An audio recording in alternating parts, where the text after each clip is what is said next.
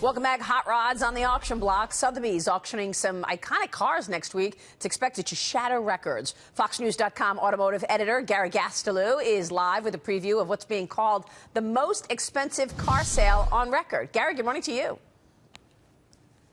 Over 30 cars. They're expected to go for maybe over $50 million in total. Big deal here in New York. But let me show you one of the more affordable cars. Let me tell you, collector cars, they're not all about the car itself. They're about the story behind it. This one's got a great one. It's a 2000 BMW Z8, originally owned by Apple founder Steve Jobs. He owned this right around the time he was launching the iPod that really kicked that company to the next level. It was one of the greatest sports cars of the day. It had this retro futuristic styling that looked good 17 years ago, and I'm sure it's going to look just as good 17 years from now.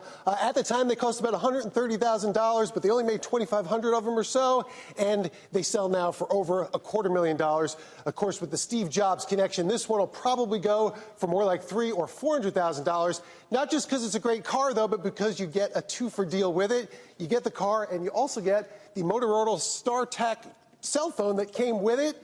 Steve Jobs must have had some incredible conversations on this. Unfortunately, now it's just a conversation piece. I don't think you'd be able to find a network for it to work on. Hey, let me tell you, though, $400,000 for this seems like a lot of money, but I'm going to magically make that seem like a bargain. This is one of my favorite cars, the 1952 Jaguar XK120 C-Type.